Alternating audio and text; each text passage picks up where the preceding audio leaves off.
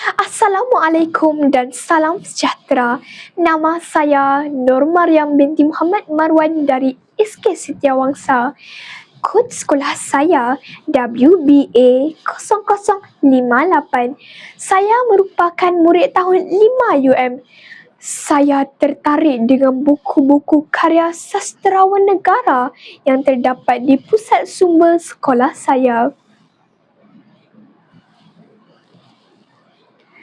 Novel Sungai Mengalir Lesu merupakan salah satu karya agung dalam kesusasteraan Melayu moden hasil nukilan sastrawan negara terkenal A. Samad Said. Novel ini menampilkan gambaran realistik kehidupan masyarakat bawahan di kawasan bandar yang dihimpit kemiskinan serta pelbagai tekanan sosial. Judul novel ini sendiri membawa simbol yang kuat. Sungai yang mengalir secara perlahan melambangkan kehidupan masyarakat miskin yang seolah-olah bergerak penuh kesedihan dan keletihan hidup. Novel ini mengisahkan kehidupan seorang remaja lelaki yang bernama Dalim yang tinggal bersama keluarganya di kawasan setinggan berhampiran sungai. Kehidupan mereka amat sederhana dan dipenuhi kesusahan. Dalim membesar dalam persekitaran yang sangat mencabar. Sejak kecil, Dalim telah didedahkan dengan pelbagai realiti kehidupan seperti masalah kewangan keluarga, konflik sosial dalam masyarakat serta cabaran untuk membina masa depan yang lebih baik. Dia menyaksikan sendiri kesusahan yang dialami oleh orang di sekelilingnya yang bergelut mencari rezeki dan menghadapi kehidupan di bandar. Sepanjang perjalanan cerita, Dalim mengalami proses kematangan diri. Pengalaman hidup yang pahit menjadikannya lebih memahami erti kehidupan, tanggungjawab serta nilai kemanusiaan. Sungai yang sentiasa mengalir menjadi saksi perjalanan hidup masyarakat yang tidak pernah berhenti berjuang walaupun harapan kadangkala kelihatan samar.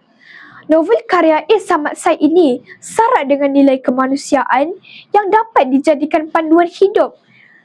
Nilai ketabahan jelas ditunjukkan melalui watak Dalim yang tetap meneruskan kehidupan walaupun hidup dalam kemiskinan. Nilai kasih sayang antara ahli keluarga menjadi kekuatan utama dalam kehidupan mereka, tetap erat dan saling menyokong. Nilai keprihatinan masyarakat setinggan digambarkan saling mengambil berat antara satu sama lain. Pelbagai nilai dan pengajaran dalam novel ini dapat dikaitkan secara langsung dengan isu sosial yang berlaku pada zaman moden.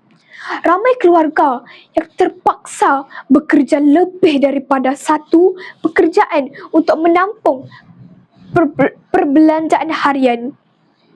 Selain itu, kes penceraian, konflik keluarga serta kurangnya berkomunikasi antara ahli keluarga semakin meningkat akibat kesibukan kerja dan pengaruh teknologi.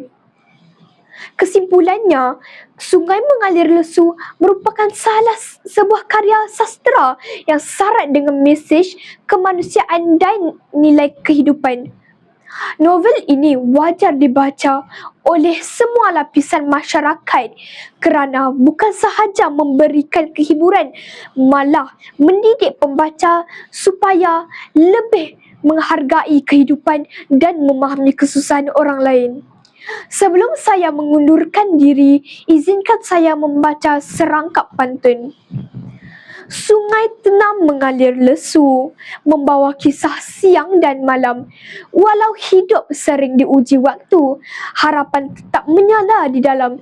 Sekian wabillahi taufik wal hidayah. Wassalamualaikum warahmatullahi wabarakatuh.